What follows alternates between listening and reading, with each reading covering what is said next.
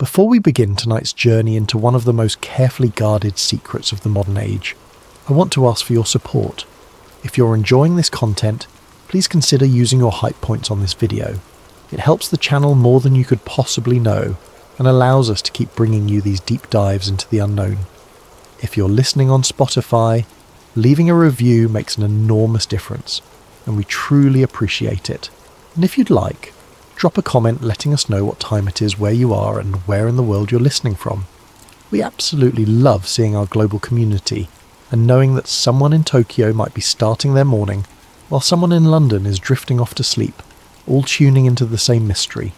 If you enjoy this type of content, please consider subscribing. It means everything. Tonight's story comes thanks to incredible suggestions from Todd Rockwell, Wild MT, One, Mary Meyer, and Stuart. Thank you all for this. Fascinating topic. Now, let's begin. There are wars that history remembers with clarity. Battles fought over land, ideology, resources. The reasons are documented, debated, and eventually understood. But then there are conflicts that leave behind a different kind of residue. Not answers, but questions. Not closure, but silence. The kind of silence that grows heavier with each passing year, as if the very absence of explanation becomes its own form of evidence. In the early 2000s, the world watched as one such conflict unfolded. Military forces moved across ancient landscapes with precision and speed. Official narratives were provided, accepted by some, questioned by others. But beneath the surface of public discourse, another story began to circulate. Not in mainstream media, but in the whispered conversations of researchers, theorists, and those who claimed access to information that would never see official daylight. The rumour was simple in its claim, yet staggering in its implications. Something had been discovered beneath the sands of the Middle East. Not weapons of mass destruction, not oil reserves or strategic military positions. Something far older. Something that predated modern civilization itself. And according to those who believed, something that powerful nations would do anything to control, contain, or keep hidden from the world. This is the story of the Gate Beneath the Sand. Chapter 1. Ancient Gates in Forgotten Texts. Long before the modern nations of the Middle East drew their borders, long before Islam or Christianity shaped the spiritual landscape of the region, there existed a civilization that would become the foundation of human culture itself. Mesopotamia, the land between two rivers, the cradle where writing, law, astronomy and agriculture first took root in forms we would recognize today. But the ancient peoples of this region left behind more than practical innovations. They left stories, thousands of clay, tablets, painstakingly inscribed with cuneiform script, describing a world far stranger than the one we think we know. Among these texts are descriptions that have puzzled scholars for over a century. References to gates that were not merely architectural features but portals. Doorways that connected the realm of gods with the realm of humans. In Sumerian mythology, these were known by various names, but always with the same essential quality. They were passages between worlds. The Babylonian creation myth, the Enuma Elish, speaks of Tiamat and Marduk, of cosmic battles and the formation of the heavens and earth. But within these grand narratives are smaller, stranger details. Descriptions of structures that served as meeting places between divine beings and mortal priests. Locations where, according to the texts, gods descended from the heavens to walk among humanity. For traditional archaeology, these stories are mythology. Symbolic representations of natural phenomena, theological concepts given narrative form. The gates are metaphors. The descending gods are allegories for the movement of celestial bodies or the changing seasons. But what if interpretation has been backwards all along? The conspiracy theory posits a different approach to these ancient texts. What if the people of Mesopotamia were not creating poetic metaphors, but attempting to describe technology so advanced that their language had no proper words for it? What if the gates they described were actual physical structures, and the beings who used them were not gods in a supernatural sense, but visitors from somewhere else entirely? Consider the precision with which these texts describe certain rituals and procedures, the exact positioning of objects, the specific timing of ceremonies, the elaborate protocols for approaching these sacred sites. Do these read more like religious mysticism or technical instructions translated through the lens of primitive understanding? One tablet, fragment housed in the British Museum, describes a gate of the gods in troubling detail. It speaks of a surface that reflected no light, yet glowed with its own radiance, of symbols arranged in circles that would activate in sequence, of a threshold that, when crossed, would lead not to another room, but to another place entirely. The text warns that only those properly prepared could survive passage through the gate. All others would be consumed. The language is archaic, the grammar fragmented by time and damage to the tablet itself. But the message beneath the ancient words carries an unmistakable weight. This was not metaphor. This was warning. As archaeological understanding of Mesopotamia grew throughout the 20th century, certain patterns became impossible to ignore. Major Sumerian and Babylonian cities were not built randomly across the landscape. They were positioned with mathematical precision, aligned to astronomical phenomena in ways that suggested sophisticated knowledge of celestial mechanics. More intriguing still were the underground chambers discovered beneath several of these sites. Vast spaces carved from solid rock, their walls smooth and featureless, their purposes unclear.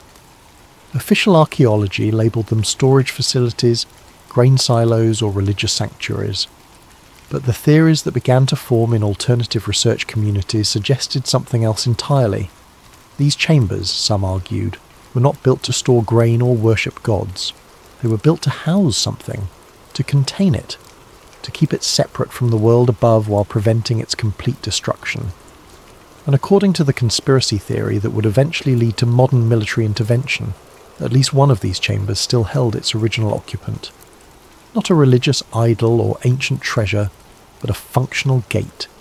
A doorway that still worked, after thousands of years buried beneath sand and time. The ancient texts had not been myth after all.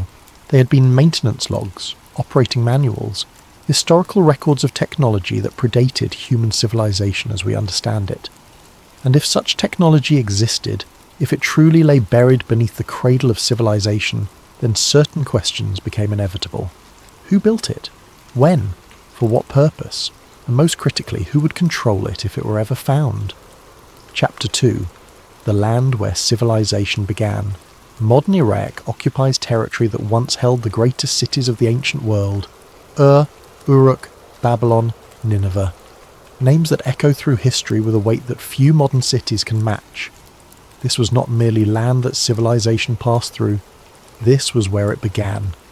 The Tigris and Euphrates rivers created conditions perfect for agriculture, allowing permanent settlements to form and grow. Writing emerged here, first as simple inventory marks, then evolving into the sophisticated cuneiform script that would record everything from business transactions to epic poetry. Mathematics, astronomy, the concept of law codes, the wheel itself, all have roots in this region. But for those investigating the Stargate conspiracy, the significance of Mesopotamia goes beyond its role as civilization's birthplace. The theory suggests this was a chosen location, that the same factors that made it ideal for human civilization made it valuable for something else entirely. The geography itself becomes evidence in this interpretation. A land between rivers situated at the crossroads of 3 continents, accessible yet defensible. A place where, thousands of years ago, something could be installed, used, and eventually hidden with a reasonable certainty that it would remain undisturbed through the rise and fall of empires. Archaeological records show that major sites in Iraq have been disturbed repeatedly throughout history. Alexander the Great marched through Babylon. Roman expeditions reached Mesopotamia. Islamic scholars of the medieval period showed interest in pre-Islamic ruins. European archaeologists of the 19th and 20th centuries excavated extensively. Yet according to the conspiracy theory, none of these groups found what they were truly looking for. They excavated temples and palaces, recovered tablets and artwork, but the deepest chambers remained sealed, either through ignorance of what lay below or through deliberate misdirection by those who knew the truth. Documents that emerged in the late 20th century, dismissed as forgeries by mainstream academics, suggested that certain sites in Iraq had been marked with warning symbols by ancient civilizations, not to indicate treasure or religious significance, but to warn future generations away. The symbols allegedly indicated locations that should remain undisturbed. One such document, supposedly translated from fragments found in a private collection, describes a site near ancient Uruk. The text warns that beneath the city's foundations lies a gate that must never be opened, that attempting to cross its threshold brings madness and death, that the gate itself hungers for passage and must be kept eternally sealed. Official archaeology has no record of such a document. No museum claims it in their collection. No peer-reviewed journal has published its contents. But in the conspiracy research community, references to this warning appear again and again, always second-hand, always unverifiable, yet oddly consistent in their details. By the late 20th century, Iraq had become a nation increasingly isolated from the Western world. Political tensions, conflicts, sanctions. But even during periods of isolation, certain activities continued beneath official notice. Archaeological surveys conducted by foreign teams under the cover of academic research. Satellite imagery analysed for geometric patterns beneath the sand. Quiet inquiries made about ancient texts held in private collections.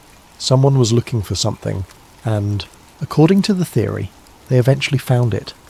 The discovery, if it occurred, would have been made quietly. No press releases, no academic papers, just a careful notation in a classified file somewhere, marking coordinates and describing an anomaly. A structure beneath the earth that matched no known construction technique. Made of materials that should not exist in that time and place. Arranged in a pattern that suggested purpose beyond human architecture. And if such a structure were found, if it matched the descriptions in ancient texts, then certain decisions would need to be made. About disclosure, about control, about what happens when mythology becomes archaeology, and archaeology becomes a national security concern. The land where civilization began was about to become the centre of something much larger than politics or oil. It was about to become ground zero for a question that could redefine human history itself. What was buried beneath the sand, and what would happen if someone tried to use it? Chapter 3. A leader obsessed with the past. Saddam Hussein's fascination with ancient Babylon is a matter of historical record. Unlike many aspects of the Stargate conspiracy theory, this part requires no speculation. The evidence exists in stone, brick, and documented public works. Beginning in the 1980s, Saddam initiated an ambitious reconstruction project at the ancient site of Babylon. Walls were rebuilt, structures were restored, often using modern bricks stamped with his name, alongside those of ancient King Nebuchadnezzar. It was, by all official accounts, an exercise in nationalism. A way of connecting modern Iraq to its glorious past, positioning Saddam as the inheritor of Mesopotamian greatness. But those investigating the deeper conspiracy noted troubling details in how this reconstruction proceeded. Certain areas of the site were rebuilt extensively, while others were left deliberately untouched. Excavations would begin, proceed to a certain depth, then suddenly halt and be filled in again. Foreign archaeologists invited to assist with the project would find themselves barred from specific locations without explanation. One German archaeological team, working at Babylon in the mid-1980s, later reported strange restrictions during their tenure. They were told certain underground chambers were structurally unsafe and off-limits. Yet those same chambers were guarded by military personnel, an unusual precaution for sections deemed merely dangerous due to structural concerns. When the team leader inquired about what might be stored in these restricted areas, his questions were met with a polite but firm suggestion that curiosity had limits in Saddam's Iraq. The official explanation for military presence at archaeological sites was protection against looters. Iraq's ancient heritage had long been vulnerable to theft, with artifacts making their way onto black markets worldwide. but the level of security at certain locations seemed excessive for guarding pottery and tablets. Saddam's personal interest in Babylonian history went beyond public restoration projects. Former members of his inner circle, those who later fled Iraq and spoke to Western intelligence agencies, described private meetings where ancient texts were discussed, not as historical curiosities, but as potential sources of practical knowledge. One account, never fully verified but cited repeatedly in conspiracy literature, describes a meeting in the early 1990s. Saddam allegedly questioned scholars about Sumerian references to gates and thresholds. He wanted to know if these were metaphorical or literal. If literal, he wanted to know if any such structures had been located, and if located, he wanted to know if they could be made operational. The scholars, according to this account, gave cautious answers. They spoke of mythology, of symbolism, of the difficulty of interpreting ancient texts, but Saddam pressed them. He insisted there was reality beneath the mythology. He claimed to have evidence. What evidence? The account does not specify, but in the conspiracy theories framework, the implication is clear. Saddam had found something, or someone had found something and brought it to his attention, and his reconstruction efforts at Babylon were not about national pride, they were about access. Consider the timeline. Reconstruction begins in the early 1980s. By the late 1980s, Saddam's regime was pursuing advanced weapons programs with unusual urgency. Chemical weapons, biological weapons, a nuclear program that attracted international attention and sanctions.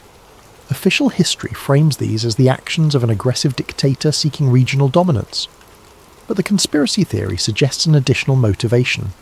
If Saddam believed he had access to technology beyond conventional weapons, if he thought the gates described in ancient texts were real and functional, then his pursuit of modern weapons might have been a cover, a way to explain his true research interests without revealing what he was actually seeking. By the early 2000s, Saddam's government had become increasingly secretive about archaeological sites. Foreign access was severely limited. Satellite imagery showed unusual activity at locations with no obvious strategic value. Thermal sensors detected underground construction in areas supposedly devoid of modern development. Western intelligence agencies noticed. Reports were filed. Analysts tried to make sense of patterns that did not fit standard military or weapons program indicators, and some of those analysts, working from fragmentary information and ancient mythology taken literally, began to form a theory that would sound insane to outsiders. Saddam Hussein was not just pursuing weapons of mass destruction, he was pursuing something much older, much more dangerous, and if the theory was correct, he might be close to activating it. The question became not whether to intervene, but how to justify intervention based on evidence that could never be made public. Chapter 4: Cold War Experiments That Went Too Far. In the decades following World War II, the United States and Soviet Union engaged in a competition that extended far beyond conventional military might. It was a race for knowledge, for advantage in any domain that might provide an edge, and some of those domains existed in territories science had barely begun to map. The Stargate project is not conspiracy theory. It is documented fact.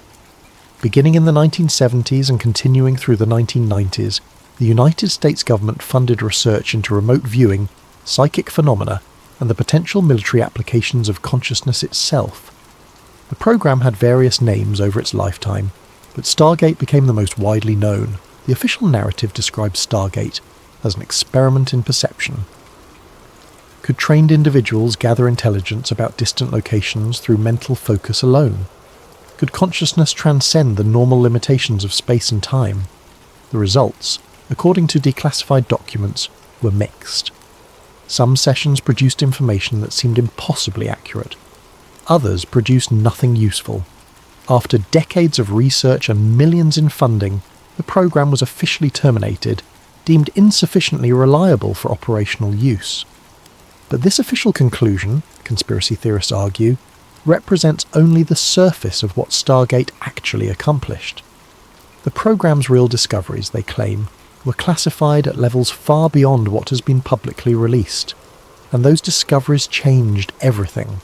Consider what remote viewing suggested, even in its acknowledged form, that consciousness could, under certain conditions, perceive locations and events separated by vast distances, that the mind was not entirely bound by the physical location of the brain. That information could be accessed through means beyond the conventional senses. If consciousness could perceive across distance, the next logical question was inevitable. Could it project across distance? Could consciousness not merely observe a remote location, but manifest there in some meaningful way? And if consciousness could be projected, could physical matter follow? This is where official history and conspiracy theory diverge completely. The declassified Stargate documents say nothing about attempts at physical projection, but alternative researchers point to gaps in the timeline, to funding that continued even after the program was supposedly shut down, to facilities that remained operational with no official purpose. One persistent theory suggests that Stargate researchers made contact with something during their experiments, not merely viewing distant locations, but perceiving distant intelligences, entities that existed in different spaces, or different times, or different dimensions entirely. And these entities, according to the theory, indicated that physical gateways between locations were possible, not through consciousness alone, but through technology. The researchers allegedly learned that such gateways had existed before, that ancient civilizations had either built them or discovered them, that the gates had been used, then sealed, then lost to history. But if the gates had been real once, they could be found again, and if found, they might be reactivated. This is where the conspiracy theory connects Cold War psychic research to ancient Mesopotamian archaeology. The Stargate program, according to this interpretation, was never just about remote viewing. It was about finding the physical gates that ancient texts described, and once found, understanding how to use them. Documents that occasionally surface on conspiracy forums, always of questionable authenticity, describe experiments that allegedly went wrong, attempts to establish contact through discovered gateways that resulted in equipment failures, personnel disappearing, or worse. Strange effects described in clinical language, localized distortions in time perception, interference with electronic equipment, psychological changes in personnel who approached active gates. One such document, supposedly leaked from a defense contractor, describes a test conducted in the late 1980s. A team attempted to activate a structure discovered during archaeological excavations in a location that is redacted in the document. The activation procedure was based on translations of ancient texts, combined with insights gained through remote viewing sessions. According to this account, the activation succeeded. The gate opened, and something came through. The document describes the next several hours in fragmented, almost panicked language. Personnel unable to communicate with the observation team, equipment, registering readings that made no physical sense, and a presence that was intelligent, hostile, and seemingly capable of affecting reality itself through thought alone. The gate was shut down, the site was sealed.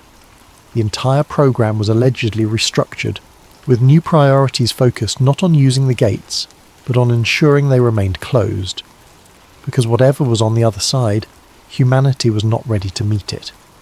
Whether such documents are genuine or fabrications created by skilled hoaxers, their existence has shaped the narrative of the Stargate conspiracy.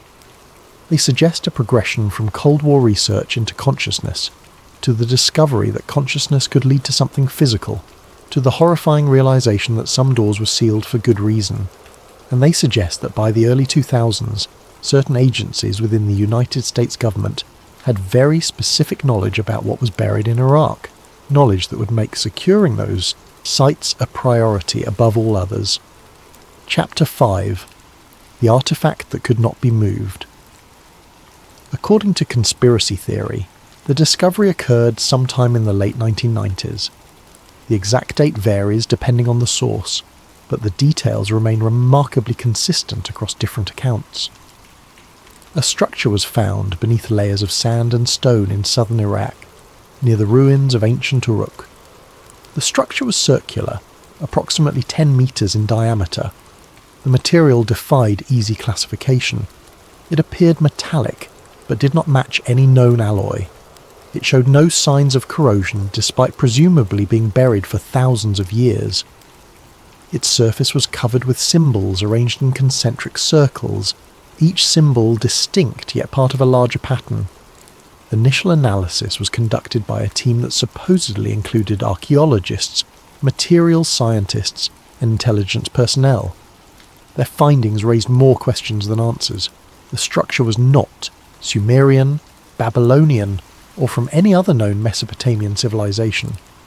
Its construction technique was unlike anything in the archaeological record, and most troublingly, it appeared to be functional, not a relic or monument, but a device. Attempts to move the structure failed, not because of its weight, though it was certainly massive, but because it seemed fundamentally anchored to its location. Equipment brought in to extract it would malfunction when brought too close. Cutting tools would lose their edge. Electronic systems would experience interference. It was as if the structure itself resisted removal. This resistance suggested something beyond passive physical properties. The structure, some theorists claimed, was connected to the Earth in ways that could not be severed, perhaps drawing energy from the planet itself, perhaps serving as an anchor point for something that required absolute stability, or perhaps simply designed never to be portable, to remain exactly where it was placed by whoever built it. The symbols covering its surface became the focus of intensive study. They did not match any known ancient language, yet their arrangement suggested meaning. Patterns within patterns, mathematical relationships.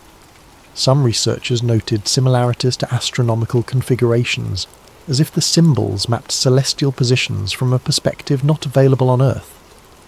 One translation attempt, supposedly based on fragments found in classified Sumerian texts, suggested the symbols were not language at all but coordinates, addresses, specific locations in space, or time, or dimensions beyond normal perception. And the arrangement of symbols in circles suggested a selection mechanism, a way to choose a destination. This interpretation transformed the structure from ancient artifact to functional technology. If the symbols were coordinates, then the structure was a gateway, a portal that could be programmed to open to specific locations, and if the translations were accurate, some of those locations were not merely distant but fundamentally alien to human understanding. Attempts to test this theory were conducted according to leaked accounts. Small-scale experiments trying to activate individual symbols, most resulted in no response, but some produced effects that were carefully documented and immediately classified. Localized temperature changes, electromagnetic pulses, and in one case, a brief visual distortion that observers described as looking into a space that did not follow normal geometric rules. The program conducting these experiments was allegedly placed under strict containment protocols after that visual distortion event. No further activation attempts were authorized. The structure was to be studied, documented, but not used. Its existence was to be kept from both the public and most levels of government, and most critically, it was to be prevented from falling into hostile hands. This last concern became paramount as intelligence agencies tracked Saddam Hussein's interest in Mesopotamian sites. If Saddam knew about the structure, if his own researchers had discovered it, or learned of its location through ancient texts, then he might attempt to access it, or worse, attempt to use it. The problem was straightforward in its complexity. The structure could not be moved. It could not be destroyed without risking catastrophic side effects, as the failed removal attempts suggested it was connected to fundamental properties of its location. But neither could it be left in a nation increasingly hostile to Western interests, governed by a leader whose actions had become erratic and aggressive. The solution, according to the conspiracy theory, was invasion. Not for oil, not for weapons of mass destruction, but to secure control of a site that represented the most significant discovery in human history. A working gateway to elsewhere, buried beneath the cradle of civilization, but such an invasion required justification, public reasoning, a narrative that would satisfy international community and domestic populations, something tangible and threatening. Weapons of mass destruction would serve that purpose. Whether they existed or not was secondary to the real objective. The invasion would happen regardless, The weapons were simply the story told while the real mission unfolded in silence. Chapter 6. The Invasion Revisited. When military operations began in Iraq in 2003, the world watched a conflict explained through the lens of national security and counterterrorism, weapons of mass destruction, links to terrorist organisations, the need to remove a dangerous dictator from power. These were the reasons provided, debated, accepted or rejected by observers worldwide. But conspiracy theorists studying the invasion noted unusual aspects to the military campaign. Certain locations were secured early and prioritised heavily, despite having no obvious strategic value. Archaeological sites received protection that seemed disproportionate to their role in active combat, and specialised teams, not part of standard military units, were deployed to specific coordinates with missions that were never made public. Consider the speed with which coalition forces moved toward particular sites in southern Iraq. Official military doctrine would suggest securing major cities, infrastructure, and known military installations first. But the actual pattern of advancement prioritised certain ruins, ancient locations with no modern military significance. One such site was near ancient Uruk. Military units established a perimeter around the area within days of the invasion beginning. Civilian access was prohibited. Even embedded journalists travelling with military units to document the war were kept away from this zone. When questions were raised about the heavy security at what appeared to be empty desert, official explanations cited unexploded, ordnance concerns or potential chemical weapon storage. But former military personnel, speaking years later on condition of anonymity, described a different reality. They spoke of specialised equipment being brought to the site, of excavation work conducted under heavy guard, of areas that were off limits even to most military personnel, accessible only to individuals with security clearances far beyond standard combat operations. One account describes a perimeter guard detail assigned to the site for several weeks.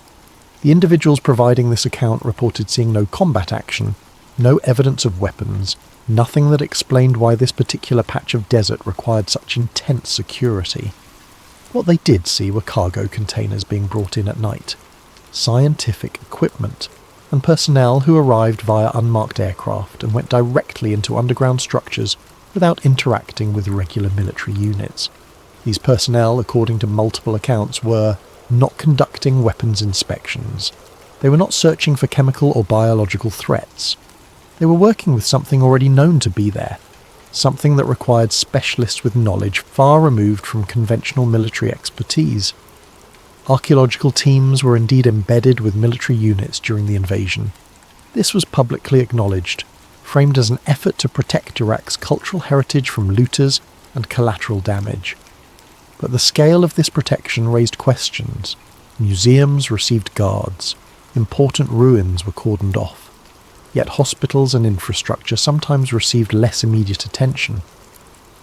The conspiracy theory suggests a dual purpose for these archaeological protection efforts. On one level, they genuinely sought to prevent looting. Iraq's archaeological treasures had immense historical value. But on another level, they provided cover for securing specific sites that held secrets beyond historical significance. Certain locations were not merely protected but excavated further during and immediately after the initial invasion. Ground-penetrating radar was used to map underground structures. Drilling equipment was brought in to create access shafts. And in at least one case, according to classified reports that later appeared in leaked document collections, a chamber was breached that had been sealed for thousands of years. What was found in that chamber remains disputed even within conspiracy circles. Some theories suggest it was the gate structure itself, finally accessed by those who knew what they were looking for. Others propose it was a related chamber, a control room, or storage facility associated with the gate. But all accounts agree that whatever was found was immediately classified at the highest levels. In the months following the invasion, as the search for weapons of mass destruction yielded nothing, public narrative began to shift. The reasons for war were reassessed, justified on other grounds. But quietly, away from media attention, certain sites in Iraq remained under permanent military control, not because they held weapons, but because they held something that could not be publicly acknowledged. The theory suggests that the invasion of Iraq was, at its core, an archaeological mission disguised as a military campaign, that the stated objectives were manufactured justifications for securing control of sites that might contain functioning ancient technology, and that the soldiers, journalists, and even most government officials were unaware of the real reasons their nation had gone to war. This level of deception would require extraordinary justification. But for those who believed in the existence of ancient gateways, the justification was simple. If such technology existed, if it worked, then controlling it was worth any cost, because whoever controlled the gates controlled access to possibilities beyond human understanding. Chapter 7. Silence. After. When the weapons of mass destruction were not found, when inspections yielded none of the chemical, biological or nuclear programs that had been declared imminent threats, the narrative shifted. Mistakes were acknowledged. Intelligence had been flawed. Assumptions had been incorrect. The reasons for war were re-examined, debated and judged by history. But in the years that followed, certain facts remained curiously absent from these debates. Discussions about failed intelligence focused on conventional weapons programs. Questions about justifications centered on political decisions and diplomatic failures. What was never discussed publicly were the sites that remained under permanent military control long after major combat operations ended. Archaeological locations in southern Iraq became restricted zones. Officially, this was explained as protection for sites vulnerable to looting in the post-war chaos. Iraq's cultural heritage needed safeguarding. International agreements supported this protection, but the level of security at some locations suggested concerns beyond artifact theft. Journalists who attempted to visit these protected archaeological sites were turned away. Researchers seeking access for legitimate academic purposes found their requests denied or endlessly delayed. The areas were off limits, patrolled by security forces, and monitored with technology far beyond what would be necessary to prevent looting. Former military personnel who served in Iraq during the occupation period occasionally spoke about these restricted zones, though always carefully and often anonymously. They described locations where even soldiers with significant security clearances were prohibited, where helicopter flights were redirected to avoid airspace over certain coordinates, where asking questions about what was being protected would earn stern warnings about operational security. One account, published in an alternative news forum and never verified, described a conversation between soldiers stationed near one such restricted site. They had been told the area contained unexploded ordnance, but no disposal teams arrived to clear it. Instead, the site remained cordoned off, with security increasing rather than decreasing over time. When one soldier suggested that the ordnance story was false, his companion replied that obviously it was false, but asking what the truth might be was not encouraged. Satellite imagery of these sites, available through commercial services, showed interesting patterns. In some cases, structures were built over archaeological locations, permanent installations that remained operational years after the official end of combat. But the buildings were not typical military facilities. They lacked the characteristics of bases or forward operating posts. They were research installations, positioned over locations of ancient significance. The conspiracy theory interprets this ongoing presence as evidence of continued investigation. The gates, if they existed, were too important to abandon. Research into their function, their origin, their potential applications would have continued regardless of public knowledge about the war's justification. The sites had been secured. The real work could proceed in silence, but along with continued investigation came signs of caution. Multiple accounts reference incidents at these restricted sites, equipment malfunctions, personnel experiencing psychological distress, events that required medical evacuation and subsequent assignment to different units. The pattern suggested something at these locations was not merely being studied, but was actively resisting that study. One leaked medical report, supposedly from a military hospital treating personnel evacuated from restricted archaeological sites, described symptoms consistent with exposure to electromagnetic fields of unusual frequency. But the report also noted psychological effects that did not fit standard radiation exposure models. Patients reported perceiving spaces that should not exist, hearing sounds that recording equipment did not capture, experiencing time differently than their colleagues. These symptoms were officially attributed to stress, environmental factors, or pre-existing conditions. But the pattern of similar reports coming from different restricted sites suggested a common cause.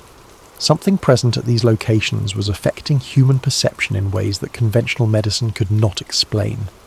As years passed, the restricted sites remained restricted. No dramatic revelations emerged. No disclosure event occurred. The gates, if they existed, remained a secret kept from the public and most government officials. But within certain intelligence and military circles, according to the conspiracy theory, knowledge of what had been found became foundational to strategic planning. Future conflicts in the Middle East would be evaluated not just on conventional strategic grounds, but on their proximity to sites of archaeological significance. Regime stability would be assessed partly on whether governments could be trusted to maintain secrecy about ancient discoveries. And research budgets hidden within Black Program funding would continue to support investigation into technology that officially did not exist. The silence after the invasion was not the silence of failed policy or acknowledged mistakes. It was the silence of successful secrecy. The real objective had been achieved. The sites were secured, the gates were contained, and the world remained unaware that human history had been rewritten in the depths of Iraqi excavations. Chapter 8. What happens when a gate is opened? The theories about what occurred during alleged activation attempts vary in their details, but they share a common thread of catastrophe narrowly avoided. These are not official accounts. They exist only in leaked documents of questionable authenticity, anonymous testimonies, and the speculations of researchers who claim access to insider information. But their consistency across multiple sources suggests either coordinated fabrication or multiple witnesses to the same disturbing events. The earliest activation attempt supposedly occurred in the late 1990s, before the invasion, during an operation conducted by Iraqi researchers under Saddam's direction. According to this account, the team had translated enough of the gate symbols to attempt a basic activation sequence. They had studied the structure, documented its properties, and believed they understood the fundamental principles of its operation. The activation was partial. The gate did not fully open, but something changed. Witnesses described the air around the structure becoming thick, resistant to movement, as if space itself had become viscous. Temperature dropped dramatically. Electronic equipment began displaying impossible readings, measurements that violated known physical laws, and then there was perception of presence.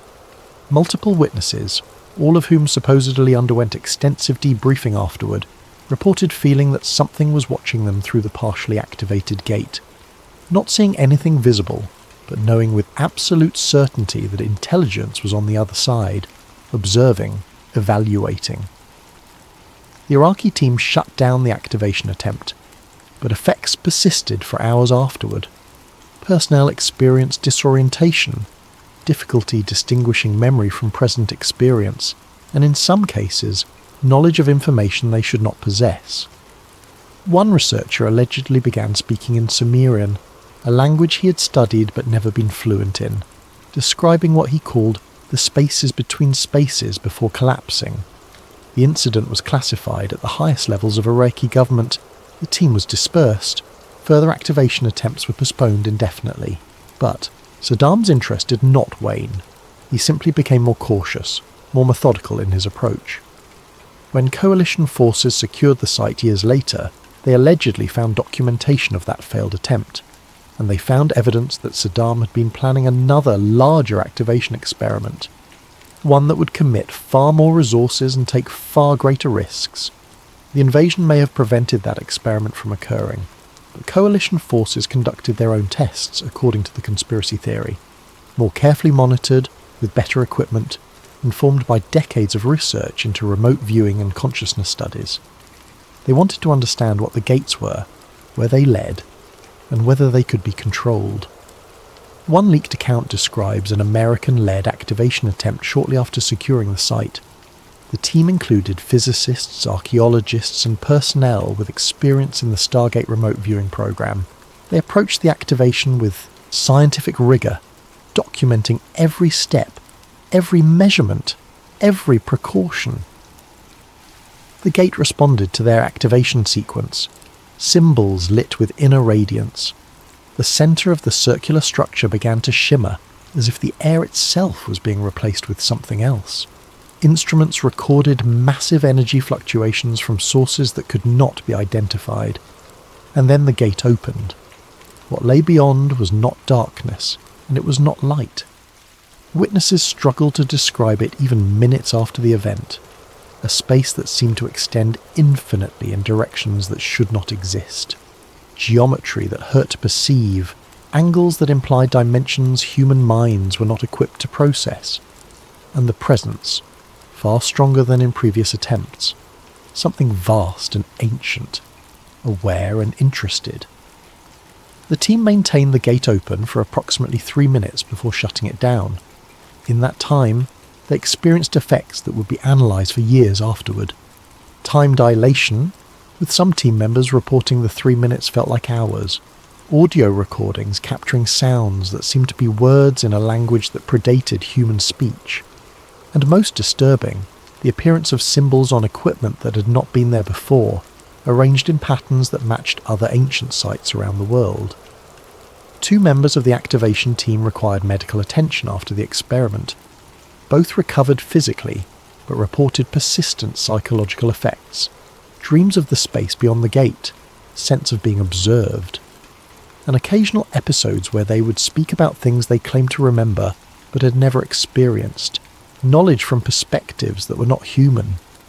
The program was restructured after this incident. Future protocols mandated that gates would not be fully opened.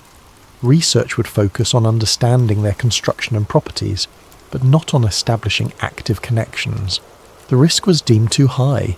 Whatever existed on the other side of the gates, whatever intelligence used them or built them, humanity was not ready for contact. But some researchers allegedly argued for a different approach. They claimed the gates represented humanity's next evolutionary step. That fear of the unknown should not prevent exploration. That closing the gates permanently would be like early humans deciding to never leave their caves because the outside world held dangers. This debate supposedly continues in classified facilities around the world. Should the gates be destroyed, if destruction is even possible? Should they be studied but never used? Or should humanity eventually attempt passage, accepting the risks in pursuit of knowledge beyond current understanding? Meanwhile, the gates themselves remain, silent, sealed, but never quite dormant.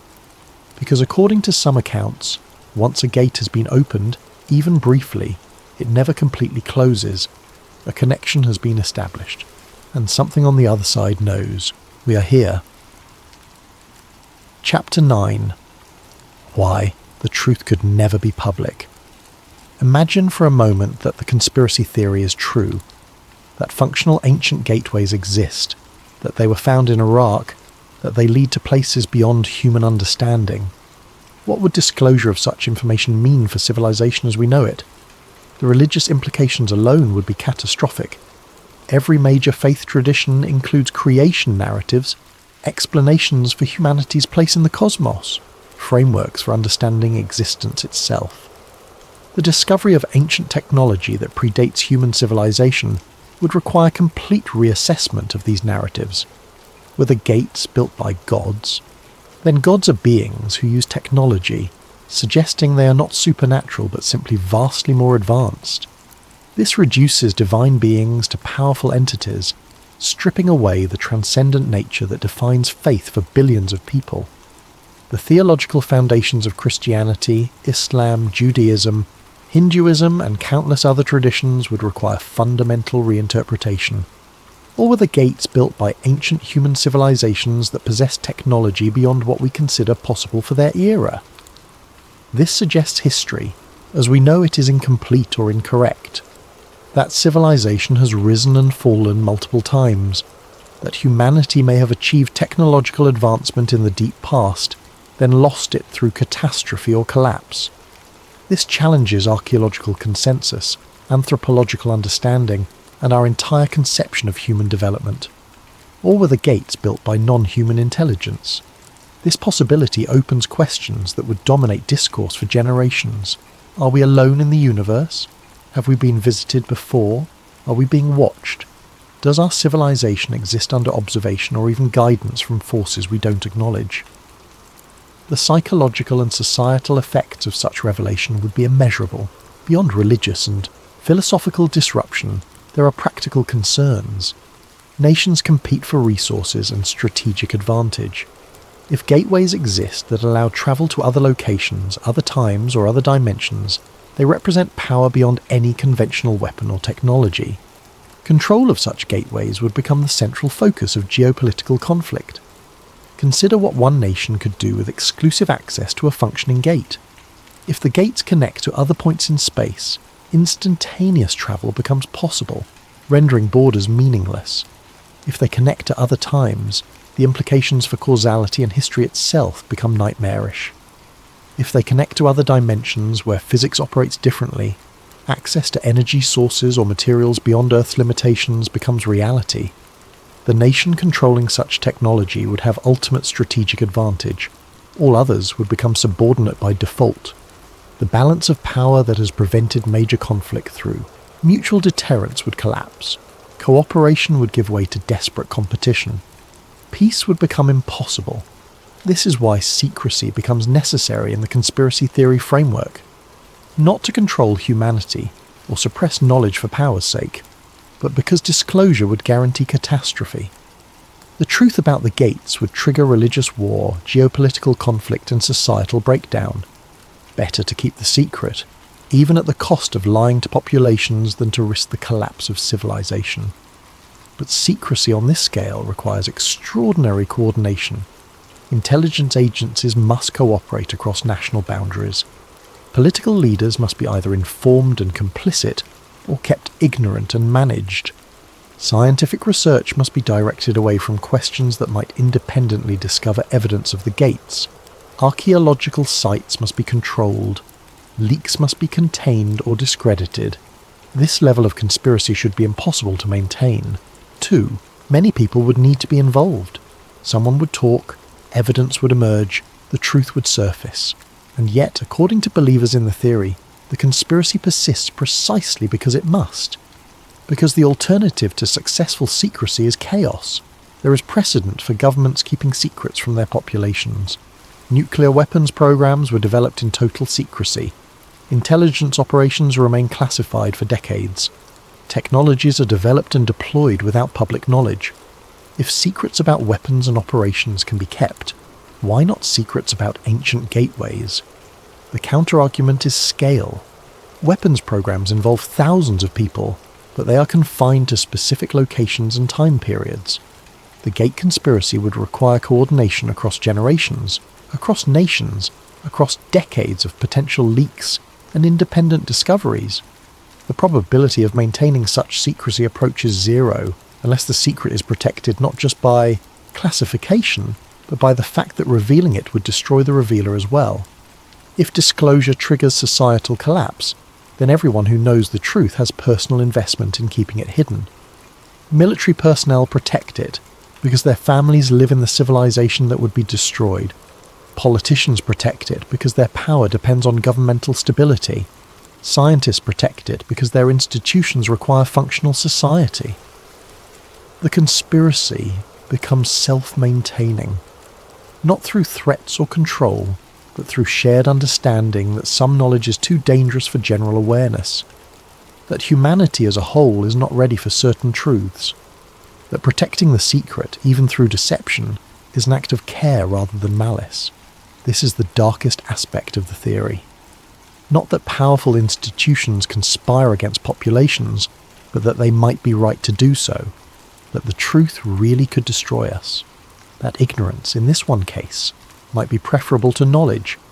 The gates remain sealed, the sites remain guarded, the truth remains classified, and the world continues in ignorance, perhaps because ignorance is the only way forward. Epilogue.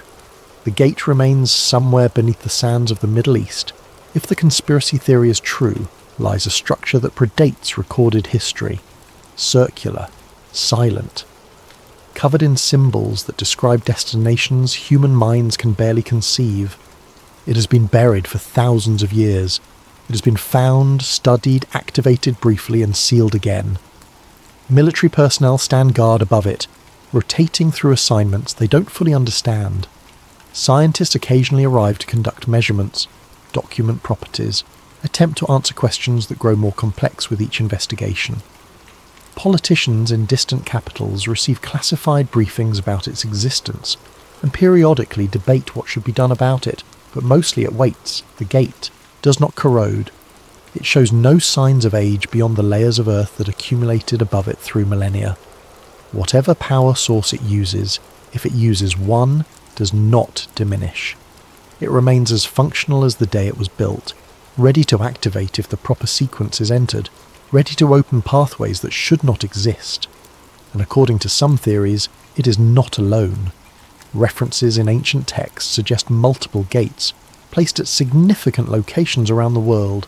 If one exists in Iraq, others might lie beneath sites in Egypt, Peru, Cambodia, anywhere ancient civilizations describe doorways to the heavens or connections between worlds. Perhaps all gates lead to the same place. Perhaps each opens to a different destination. Perhaps they form a network, an ancient transportation system built by and for beings who saw Earth as just one location among infinite possibilities. If so, finding one gate means nothing. The network exists, the pathways remain. The question is not whether the gates are real, but whether humanity will ever be ready to use them. Some argue we never will be. That the gates should be destroyed if possible, sealed forever if destruction proves impossible, that whatever lies beyond them is too dangerous for contact, that humanity should develop naturally without shortcuts through ancient technology we don't understand. Others argue that the gates represent humanity's future, that refusing to use them is like refusing to explore oceans or space. That fear should not prevent investigation, that whatever dangers exist beyond the gates, meeting them is inevitable. Better to do so knowingly, prepared, than to be surprised when something from the other side decides to use the gates in reverse. The debate continues in classified meetings, in secure facilities, among the few who know the truth. No consensus emerges, no clear path forward presents itself, and so the gates remain as they have been, studied but unused, guarded but unexplained, secret but persistent.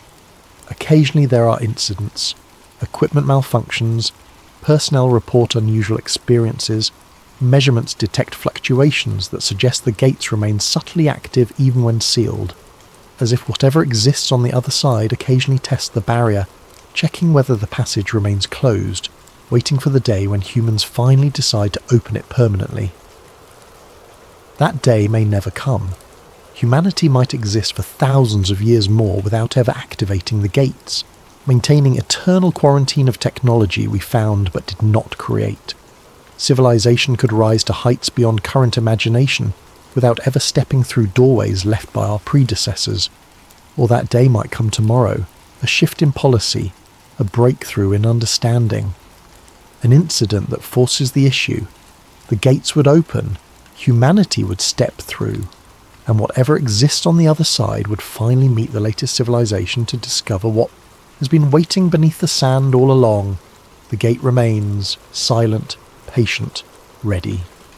And somewhere, classified in files that few will ever read, are procedures for what happens if it ever opens again. Protocols for first contact, evacuation plans for nearby populations, authorization chains for weapons that might be used against whatever emerges. Humanity has found the gate, but remains uncertain whether that discovery was fortune or tragedy. Time will tell, or perhaps it won't. Perhaps the secret will persist through generations, through centuries, through the rise and fall of nations. Perhaps the gates will outlast humanity itself, waiting beneath the sand for the next species to excavate ancient sites and discover technology they cannot comprehend. But for now, in this moment, the gate exists, known to a few, studied by specialists, guarded by those who follow orders without full understanding, and above it, the world continues. Wars are fought for resources and ideology. Civilizations rise and interact and sometimes collapse. History moves forward, while beneath the sand the gate waits, just as it has waited for thousands of years, just as it may wait for thousands more, unless we decide to open it, unless we decide we're ready for whatever lies beyond, unless we decide that some doors, once found, demand to be opened regardless of consequence. The choice, according to the conspiracy theory, has already been made. The gate was found. The question now is not whether humanity will use it, but when, and what will happen when we finally do.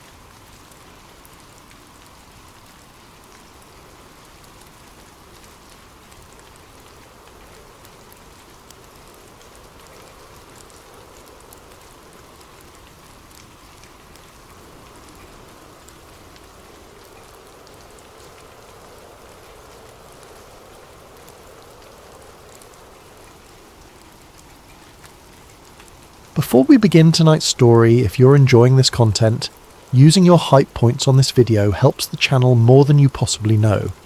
It makes a real difference in getting these stories out to more people. If you're listening on Spotify, leaving a review helps out tremendously as well.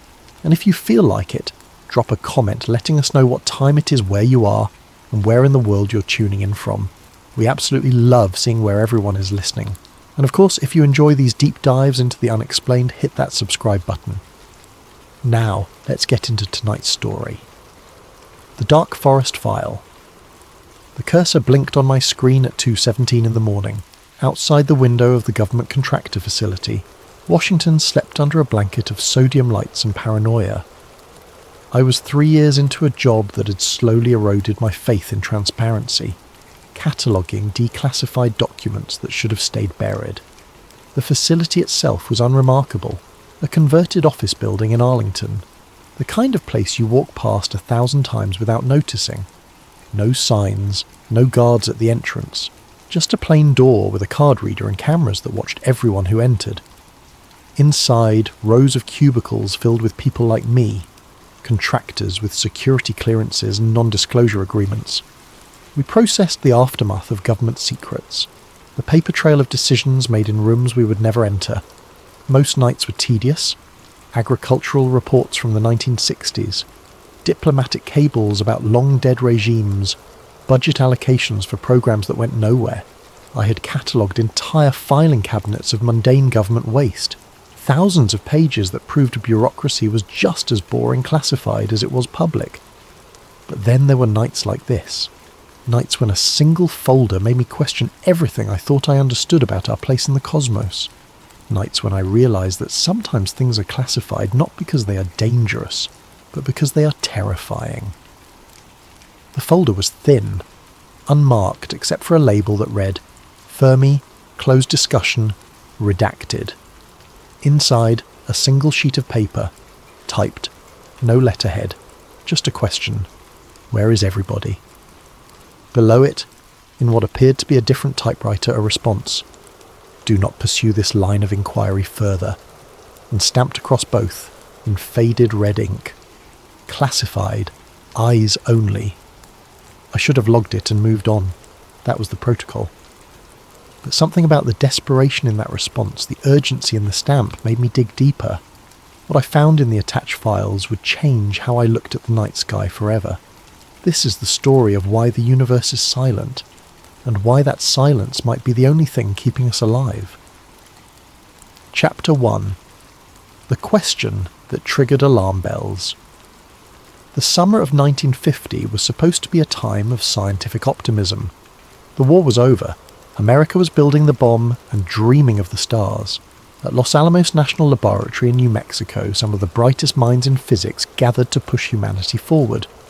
Enrico Fermi was among them, Italian-born, Nobel Prize winner, one of the architects of the atomic age. He was known for his ability to reduce complex problems to simple questions. On a July afternoon, during lunch with colleagues Edward Teller, Herbert York and Emil Konopinski, Fermi posed one of those questions. The group had been discussing recent reports of UFO sightings, joking about flying saucers and alien visitors. The conversation was light-hearted, theoretical, the kind of thing brilliant minds engage in when they need a break from weapons research. The file contained a partial transcript, reconstructed from memory by York years later, declassified only because everyone involved was dead. Teller had apparently made a joke about little green men. Konopinski laughed about the recent sightings over New Mexico, the usual banter, scientists mocking the public's credulity. Then Fermi went quiet. According to the declassified notes, he stared at his sandwich for nearly a full minute before speaking. York's account described the moment. Enrico had this way of going still when he was calculating something, like he had left the room mentally. We kept talking, but I noticed he was not listening anymore. He was thinking. When Fermi finally spoke, his voice was different, not joking, not light. "Where is everybody?" His colleagues laughed. They understood immediately. He was talking about aliens, extraterrestrial civilizations, the statistical probability that in a galaxy with hundreds of billions of stars, Earth should not be alone. But Fermi did not laugh with them. York's transcript continues. We expected him to smile, to join the joke, but he just kept staring at the table. Then he started calculating out loud. The calculation was simple, elegant, the kind of back-of-the-napkin math Fermi was famous for. The galaxy is approximately 13 billion years old. Stars with planets have existed for billions of years before Earth formed. Even if intelligent life is rare, even if only 1 in a million star systems develop civilization, there should be thousands of them, millions of years older than us, and a civilization even a few thousand years more advanced than humanity would be visible, obvious, unavoidable. York's account. Herbert said something like, "Maybe they're just too far away." Enrico shook his head. He said, "At 1% the speed of light, you could colonize the galaxy in a few million years. That is nothing. Galactic timescales. Where are they?" The laughter stopped. What the public knows is that this became the Fermi paradox, a philosophical puzzle discussed in university classrooms and science documentaries. The contradiction between the high probability of alien life and the complete absence of evidence for it. What the public does not know is what happened next. According to the file, Fermi's question triggered something. Within 48 hours, he was pulled into a closed-door meeting with military intelligence. No record of the meeting exists in official channels, but the file I held contained handwritten minutes, initialed by someone whose signature had been redacted. The notes were fragmentary, rushed. But the theme was clear. Fermi's question was not abstract. It was tactical. If intelligent life is common in the universe, if the conditions for civilization arise frequently, if millions of years of evolutionary head start exist for countless species across the galaxy, then something should already be here. Some signal, some artifact, some trace of expansion. The absence was not just puzzling, it was alarming. One note read, "Fermi suggests 3 possibilities. 1. We are first. 2. We are rare. 3. Something prevents arrival." Another note in different handwriting, "Option 3 requires immediate assessment." A third note, this one in red pen, "If something prevents arrival, what prevents it? And would it prevent us?" The meeting concluded with a recommendation that the question be contained to theoretical circles, and that public speculation be discouraged. Fermi was asked, according to the notes, to refrain from publishing on this topic. He agreed. The Fermi paradox entered public consciousness anyway, but always as a puzzle, a curiosity, never as a warning. But in the file, someone had written in the margin of those meeting notes, in handwriting that looked hurried and afraid, "He knows, and now we do too." Chapter 2. Early signals that were never public. The next section of the file contained radio logs, dozens of them, dating from the early 1950s through the late 1960s. They came from various facilities: Greenbank in West Virginia, Arecibo in Puerto Rico, classified military listening stations whose locations were redacted. I am not an astronomer. I am a file clerk with a security clearance, but even I could see the pattern. The logs documented anomalies, not the spectacular kind, not the "we found aliens" kind. These were subtler, stranger, more disturbing, repeating periods of structured silence, frequencies that should have shown cosmic background noise instead showing nothing, as if someone had muted specific channels. One detailed report from Greenbank, dated March 1956, described an observation session targeting Tau Ceti, a sun-like star 12 light-years away. The astronomers expected normal background radiation, random noise, the chaos of cosmic static. Instead, for 6 hours they recorded perfect silence on a specific frequency band.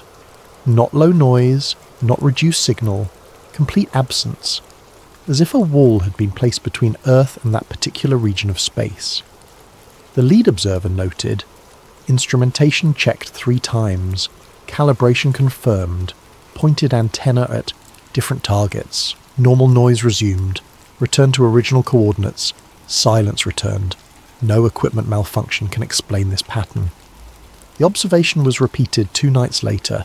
Normal cosmic background noise, the silence was gone, signal cut-offs, mid-transmission readings that simply stopped, no fade-out, no degradation, just absence, as if a switch had been thrown. A log from Arecibo, October 1962, documented a received signal at 1420 MHz, the hydrogen line, the frequency astronomers call the universal channel because any technological civilization would monitor it. The signal showed structure, repeating pulses, not natural. The team locked onto it, recording frantically.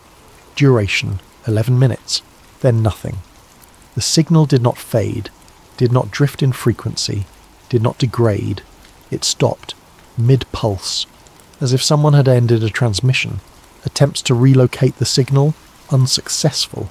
Attempts to determine origin point, inconclusive.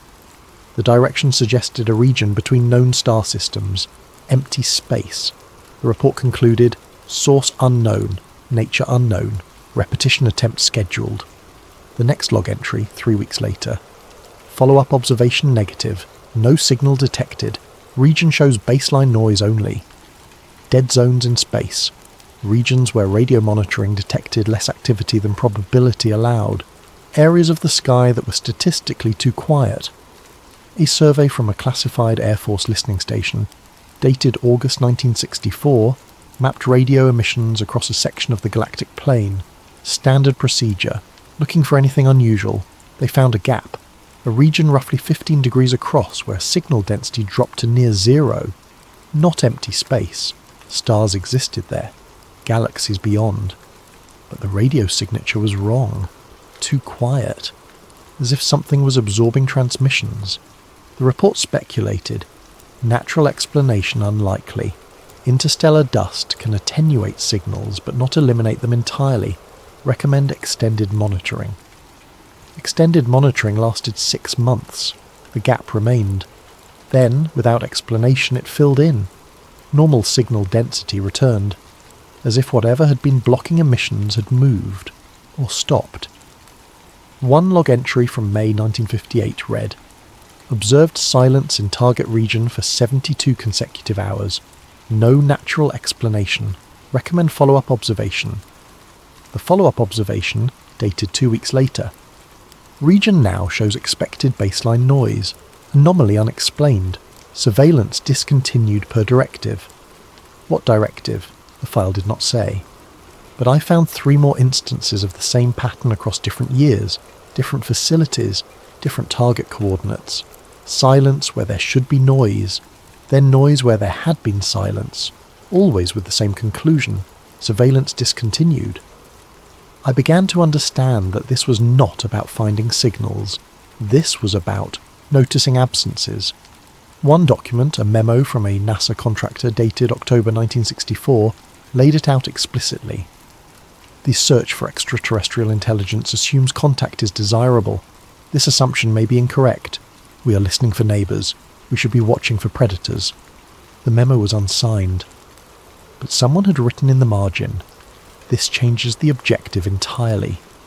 Another note, dated 3 months later, attached to a survey of nearby star systems.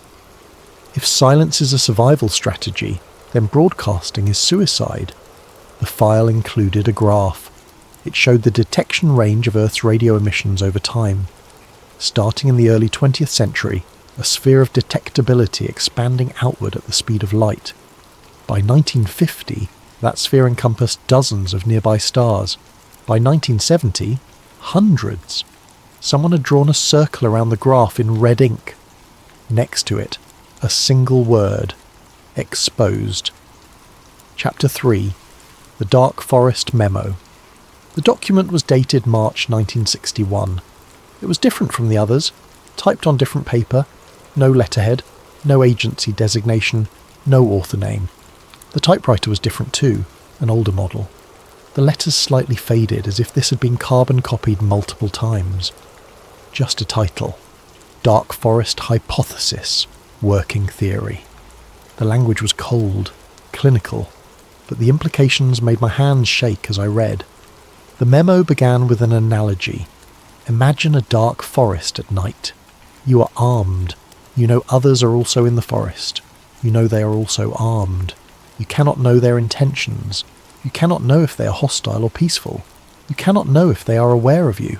The only certainty is this: making noise reveals your position. And revealing your position may be fatal. In such a forest, what is the rational strategy? Silence, observation, preparation. You do not call out to others. You do not light a fire. You move carefully. You listen. You assume the worst because the cost of assuming the best could be your extinction. The memo continued. The universe is a dark forest. Every civilization is armed with technology that could threaten others. Every civilization must assume others are armed as well. Communication reveals location. Location invites assessment. Assessment may conclude that eliminating a potential future threat is preferable to risking coexistence. It was the logic of First Strike, extended across light years. The memo outlined the core assumptions in numbered points. Someone had annotated each one in the margins. 1. Survival is the primary goal of every civilization.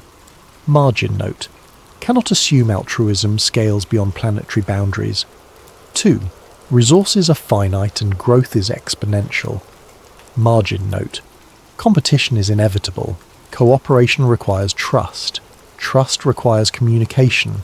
Communication reveals vulnerability. 3. Technological advancement is unpredictable and potentially weaponizable. Margin note: a civilization harmless today may be lethal in 1,000 years. Prevention is safer than reaction. 4. Communication is evidence of capability, and capability is evidence of potential threat. Margin note: the very act of detecting us proves we are advanced enough to be dangerous eventually. 5. The cost of eliminating a distant civilization is lower than the risk of allowing it to advance unchecked.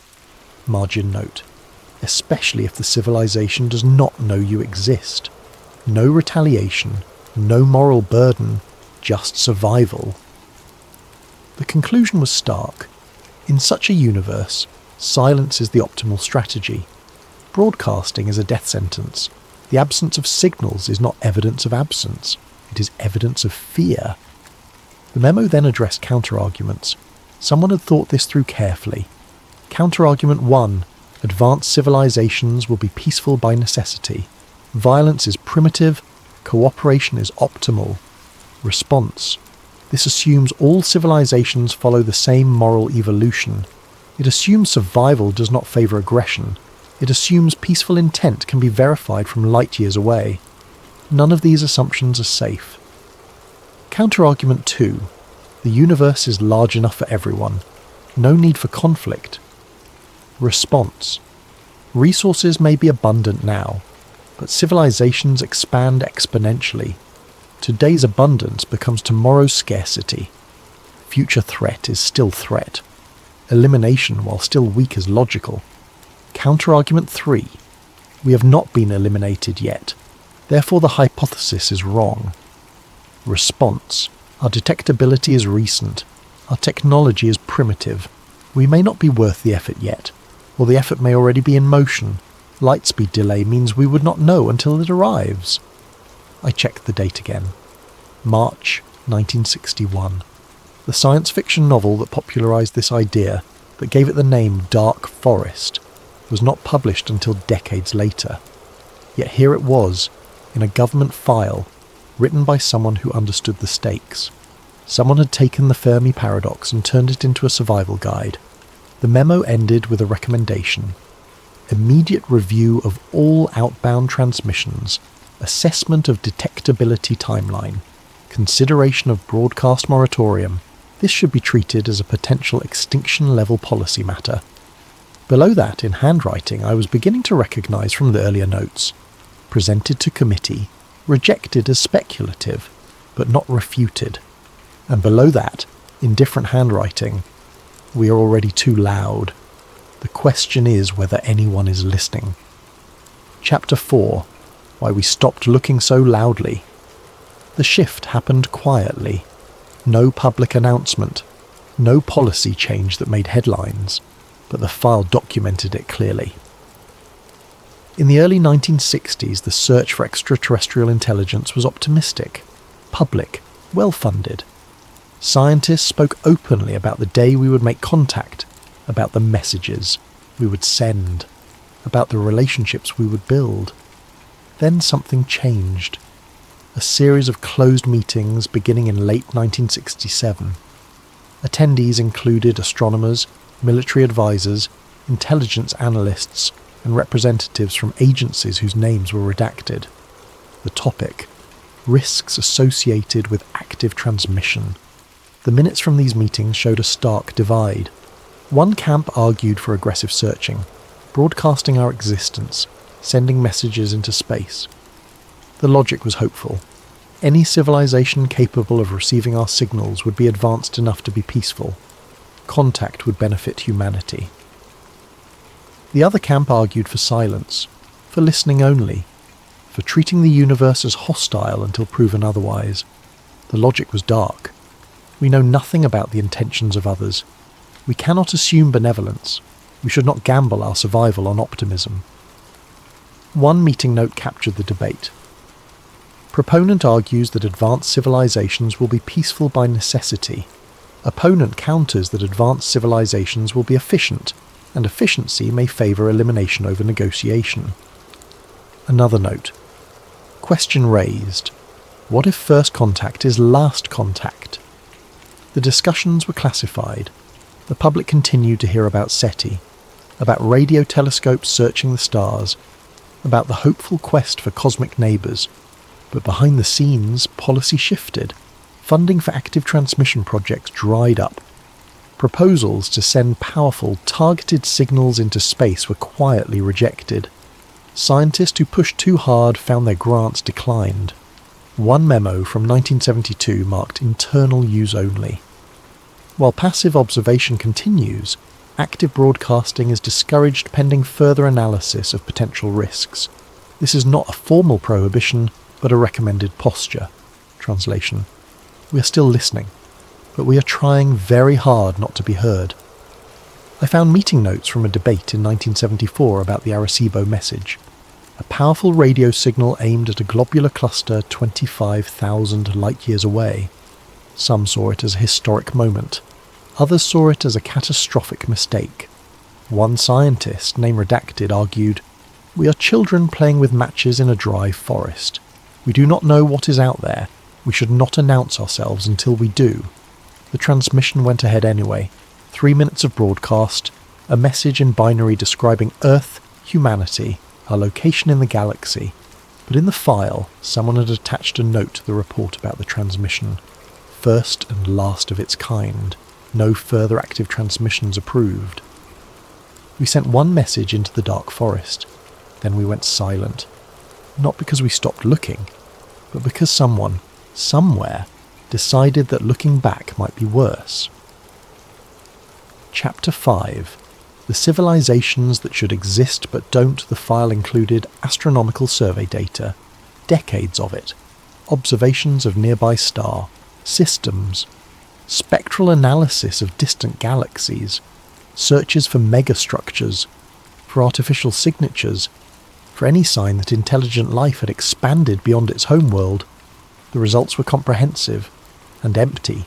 No Dyson spheres surrounding stars, no transit signatures suggesting artificial constructs, no heat blooms from waste energy on a civilization-wide scale, no evidence of stellar engineering, no signs of galaxy-spanning empires, nothing. One report, dated 1983. Survey of 42 candidate systems within 50 light-years shows no anomalous energy signatures, no artificial structures detected, no evidence of technological civilization. Another, from 1991. Extended survey of 300 systems shows baseline stellar evolution, no deviations consistent with large-scale engineering. A third, from 2005. Galactic survey complete.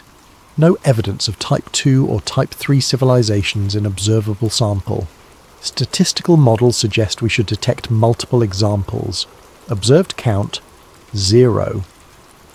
This was the heart of the Fermi paradox. Statistically, the galaxy should be full of life, full of civilizations, some younger than us, some millions of years older, and the old ones, the truly ancient ones, should be visible, obvious, unavoidable, but they were not there. The file proposed an explanation, not the only explanation, but one that fit the data. A document titled Filter Hypothesis, Alternative Model laid it out. Assumption. Technological civilizations arise frequently. Assumption. Expansion is energetically favourable and therefore likely. Assumption. No observed expansion despite sufficient time. Conclusion. Something prevents expansion before it becomes visible. The document continued. Candidates for prevention. Self-destruction. Civilizations destroy themselves before achieving interstellar capability. Resource collapse. Civilizations exhaust their environment and collapse. Transcendence. Civilizations move beyond physical forms we can detect. Predation. Civilizations are eliminated by external forces. Someone had circled predation and written in the margin, only option that explains both silence and absence. If civilizations destroyed themselves, we would see ruins, energy signatures from dead worlds, debris fields, something. If they transcended, we would see the transition, the shedding of physical infrastructure, the dimming of stars as they were no longer harvested. But we saw nothing, as if civilizations that grew too visible simply stopped existing. The file included a chilling statistical analysis, a graph showing the probability of detecting an expanding civilization over time. The curve climbed steadily. After 1 million years, detection probability approached near certainty. After 10 million years, it was statistically impossible for an expanding civilization to remain hidden. Yet, we detected none. The analysis concluded. Either we are alone, or visibility is fatal. Given the statistical improbability of being alone, the second option must be considered seriously. Below that, in now familiar handwriting, they are out there. We cannot see them because they are hiding, or because they are gone. Chapter 6. The Predator Hypothesis. This section was heavily redacted. Black bars across entire paragraphs. Sentences cut off mid-thought. Whole pages reduced to fragments and shadows. But enough remained to understand the theory, and to fear it. The hypothesis was simple and terrifying. The universe may contain what the file called enforcement civilizations. Ancient, powerful, silent. Their purpose? To prevent the rise of potential threats, not conquerors, not empires building territory, something colder, something more efficient, gardeners, pruning the galaxy. The logic was laid out in fragments. An old civilization faces a problem. Young civilizations are unpredictable. Their technology advances rapidly. Their intentions are unknown. Their growth is exponential. They may become hostile. They may expand aggressively. They may develop weapons that threaten even ancient powers. Consider, a civilization 1 million years old has already solved the challenges we struggle with. Energy, resources, survival. They have had 1 million years to refine their technology. 1 million years to explore. 1 million years to observe younger species rise and fall. What would such a civilization fear? Not weapons, not war. Those threats are manageable with sufficient technology. What they would fear is unpredictability. The chance that a young species might develop something unexpected, something dangerous, something that threatens the established order. Solution: monitor emerging civilizations. Eliminate those that become detectable before they become dangerous. Not out of malice, out of self-preservation, out of cold, calculated risk management. Result: the galaxy remains quiet. The visible are removed. The invisible survive. And the old civilizations continue, unchallenged, for millions of years. The file referenced historical patterns on Earth. Empires that eliminated rival city-states before they became threats. Colonial powers that destroyed indigenous societies when they showed signs of technological advancement or unified resistance. Not because the empires were evil, not out of hatred, because they calculated that prevention was safer than coexistence, cheaper than future conflict, more certain than diplomacy. The Mongols destroyed the Khwarezmian Empire not because it had attacked them, but because it might. Rome salted Carthage not because Carthage was currently dangerous, but because it could become dangerous again. European colonizers eliminated advanced indigenous civilizations not because they were immediate threats, but because they represented potential future challenges. Now scale that logic to a galactic level, to timescales measured in millennia, to power differentials beyond comprehension. One partially redacted passage.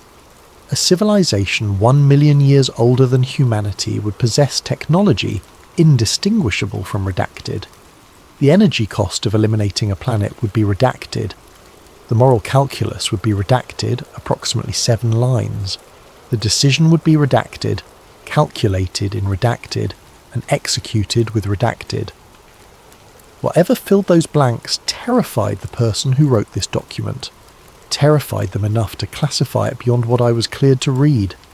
Another section described potential mechanisms, methods an advanced civilization might use to eliminate a target while maintaining deniability, while leaving no evidence, while appearing to be natural catastrophe. Kinetic impactors, asteroids redirected at relativistic speeds, accelerated over years using minimal undetectable thrust, impact velocity high enough to sterilize surface, appear completely natural, appear as if the target civilization was simply unlucky, no evidence of artificial intervention, no way to prove otherwise. The math was included. An asteroid 10 kilometers across, accelerated to 10% the speed of the light over 50 years, impact energy equivalent to redacted nuclear weapons, sufficient to redacted, detectability, only during final approach, response time, insufficient. Biological agents, tailored pathogens designed to target specific biochemistry, delivered via microprobes, released into atmosphere or water supply. Extinction within redacted, 1 line heavily redacted. Natural mutation and disease outbreaks already occur. Artificial disease indistinguishable from natural if designed properly. No evidence of external cause. Stellar manipulation, induced instability in target star. Methods. Redacted, full paragraph. Result. Stellar output increases. Planet experiences runaway greenhouse effect. Biosphere collapses. Civilization ends. Appears as natural stellar evolution. Astrophysicists might note anomalies but would attribute to rare but natural processes. Each method had the same characteristics: deniability, distance, patience. No need to land troops, no need to negotiate, no need to risk anything. Just observe, calculate, act, and move on. The file included a list of historical extinction events on Earth: mass die-offs with no clear cause, sudden climate shifts, bombardments from space, the Permian extinction, 250 million years ago, 90% of species died. Cause? Debated. Volcanic activity, asteroid impact, methane release. No consensus. The Cretaceous extinction, 66 million years ago. Dinosaurs ended. Cause? Asteroid impact. But the asteroid timing was statistically unusual. Why did such a large impact occur exactly when dominant species had reached their peak? The Younger Dryas cooling. 12,800 years ago. Rapid temperature drop. Megafauna extinction. Human populations. Crashed. Cause? Debated. Comet impact. Volcanic activity. Ocean current disruption. Someone had written next to the list: how many of these were accidents? How many were probability? How many were intervention? And below that, in different handwriting, if enforcement exists, Earth has been sterilized at least 3 times. We are just the latest attempt, and we may not be the last. The hypothesis concluded with a grim assessment. If enforcement exists, it operates on scales we cannot observe and timelines we cannot predict. Detection would require technological capability we do not possess. Response would require defensive technology we cannot imagine. We may be monitored now. We may be evaluated. We may be scheduled for removal.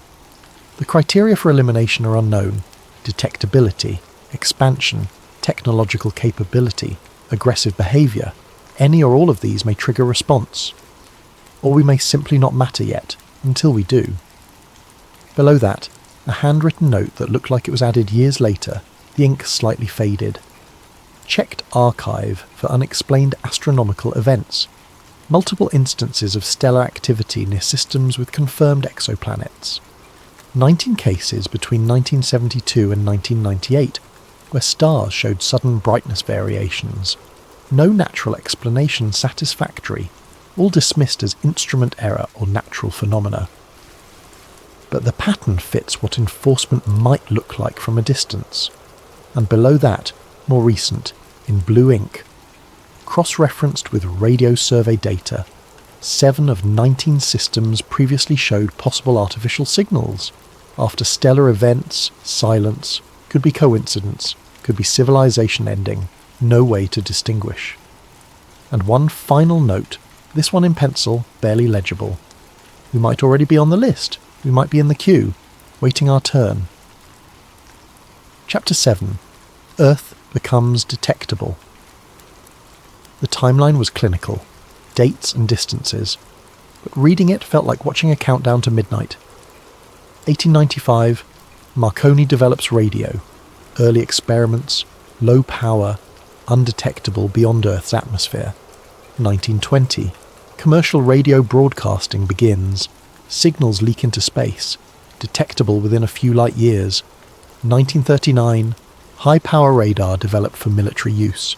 Detection range expands to dozens of light years. 1945, nuclear detonations, Trinity test, Hiroshima, Nagasaki, brief but intense gamma signatures, detectable across hundreds of light years. 1950, Earth's radio bubble encompasses multiple star systems. We are visible. The file included a map, a sphere centered on Earth, expanding outward. Each circle marked with a date and a number, the count of star systems within detection range. 1930, 12 stars. 1950, 74 stars. 1970, 218 stars. 2000, thousands of stars. Hundreds of potentially habitable systems. Today, a sphere over 100 light-years in radius, containing millions of stars. We have been shouting into the void for over a century. Someone had drawn a red X over several star systems on the map. Next to it, candidate observer locations, statistical probability of detection, high. The file included an analysis of our most detectable moments. Early television broadcasts, continuous low-level noise, military radar, high-power pulses, detectable signatures, nuclear testing, gamma-ray spikes, unambiguous artificial origin, deep space communication, Voyager, Pioneer, Arecibo message, deliberate transmissions. Each event made us more visible, more obvious, more unmistakably artificial. A margin note, handwritten, shaky. We went from invisible to screaming in less than a century. In cosmic terms, we just turned on a spotlight and started waving. Another note. If enforcement exists, they now know we are here. The question is not if they are coming. The question is when. The file included a calculation. Transit time for a probe travelling at 10% light speed. From the nearest star system where we would be detectable to Earth, 43 years. From a system 100 light years away, 1,000 years. But those numbers assumed they were not already watching, that they had not already positioned observers, that they needed to travel from home. A final note at the bottom of the timeline. We assume detection means travel time plus decision time, but what if detection means activation time? What if they are already here, waiting? Chapter 8. The Watchers. This section was marked speculative, insufficient evidence, but it was also the longest section in the file, and the most heavily annotated, multiple hands, multiple years, as if different analysts kept returning to it, adding observations, circling patterns. It documented anomalies, objects and events that did not fit standard explanations, not proof, not confirmation, just patterns. The kind of patterns that make you wonder if you're seeing connections or inventing them. The file began with a list of objects of interest. 1960, Black Knight satellite rumours, officially debunked as space debris and camera artefacts. But the file contained telemetry data I had never seen in public sources.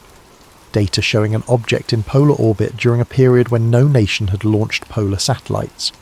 Unusual trajectory, highly eccentric, no known launch vehicle, no decay pattern consistent with debris. Signal emissions were detected by a tracking station in California. Encrypted, repeating, source unknown. Duration 3 days. Then silence. The object remained in orbit for 6 weeks, then disappeared. No re-entry signature, no debris field. One day it was there, the next day it was gone. A handwritten note. Retrieval, departure, equipment failure, unknown. 1973. Detected object in asteroid belt. Trajectory, inconsistent with natural orbit. Observed by a classified deep space tracking system for 6 months. The object appeared to be maintaining position relative to a specific point in space, not orbiting the sun, not following ballistic trajectory, holding position. Attempts to image it, unsuccessful, too small or too dark or too far. But radar returns confirmed something was there. Size estimate between 10 and 50 meters. Shape, elongated. Albedo, unusually low, as if designed not to reflect light. Then, in December 1973, it accelerated. Gentle thrust. Consistent application over 2 weeks. Not chemical propulsion. No thermal signature. No exhaust plume. Just steady, impossible acceleration. Final trajectory took it out of the solar system. Velocity at last observation, 0.03 the speed of light. An annotation in the margin. Natural object does not accelerate like this. No known technology can achieve this. What did we just watch leave? 1991. Near-Earth object with albedo inconsistent with known asteroid composition. Designated 1991 VG. Passed within lunar orbit. Official explanation. Small asteroid on unusual trajectory. But the file contained spectral analysis. The object's surface reflected light in a pattern not consistent with rock, ice, or metal. It reflected like ceramic, like composite material, like something manufactured. Size, approximately 10 meters. Shape, cylindrical. Rotation, tumbling. but the tumble rate changed during observation, as if something inside was shifting mass, or reorienting. It did not return. Last trajectory suggested it would take a solar orbit lasting decades, but when astronomers looked for it on predicted return dates, nothing appeared. Gone. Like it never existed. 2017. Oumuamua. Official explanation: interstellar asteroid. First confirmed object from outside our solar system. Shape: elongated, tumbling, outgassing as it passed the sun. The file contained alternate analysis. Classified study by a team whose names were redacted. The study questioned everything. The shape was wrong. Too elongated. Statistical models suggested such extreme shapes should be rare. Yet the first interstellar object we ever detected just happened to be the weird one. The trajectory was wrong. Non-gravitational acceleration detected, officially attributed to outgassing. But the outgassing model required specific composition and specific orientation. Both unlikely. The tumble was wrong. Objects tumbling in space typically settle into rotation around their axis of greatest inertia. Oumuamua did not. It tumbled chaotically, as if multiple forces were acting on it, as if it was not a simple rock. The study concluded, natural origin cannot be ruled out, but probability is low. Recommend extended observation. Extended observation was impossible. Oumuamua was moving too fast. It passed through our solar system in weeks. By the time funding was allocated for follow-up, it was already gone. Fading, unreachable. A note at the bottom of the report. Convenient timing, discovered late, lost early, as if it did not want to be studied. Each entry included the phrase, insufficient data for conclusion. But taken together they suggested something. Presence, observation, surveillance. The file included a separate section on signals, radio emissions that appeared briefly then disappeared, always from unusual locations, always without clear origin. One report, October the 1982, signal detected from region near Lagrange, point 2, Earth-Moon Lagrange 2, the gravitational balance point behind the Moon, a natural position for a satellite, except we had no satellites there. Frequency, 1420 MHz. The hydrogen line again. Duration, 42 seconds.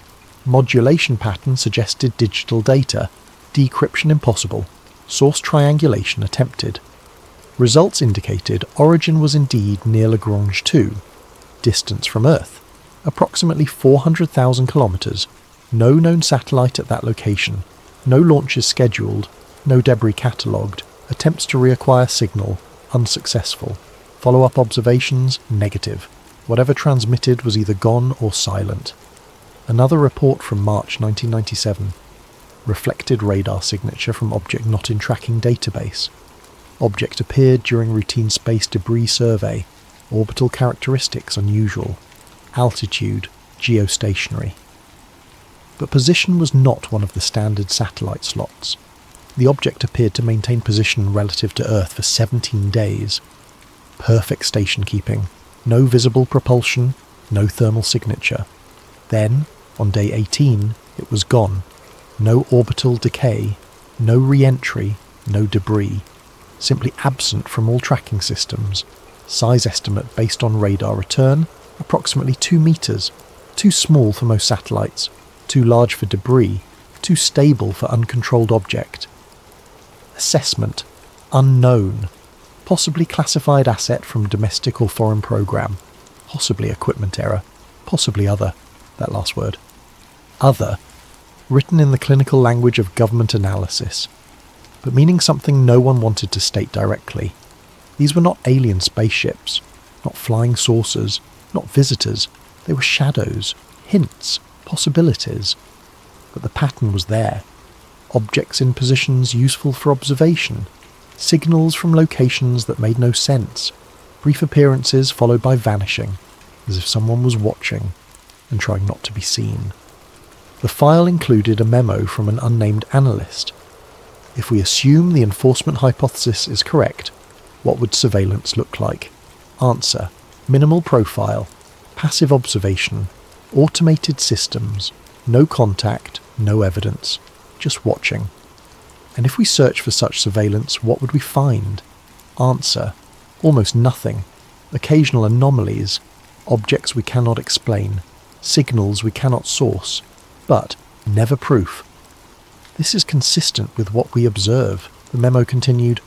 Recommendation: maintain awareness of unexplained objects near Earth. Track patterns. Do not dismiss anomalies as error or natural phenomena without thorough analysis. We may be monitored. We should know if we are. Someone had written in the margin, if they are watching, they are waiting. For what?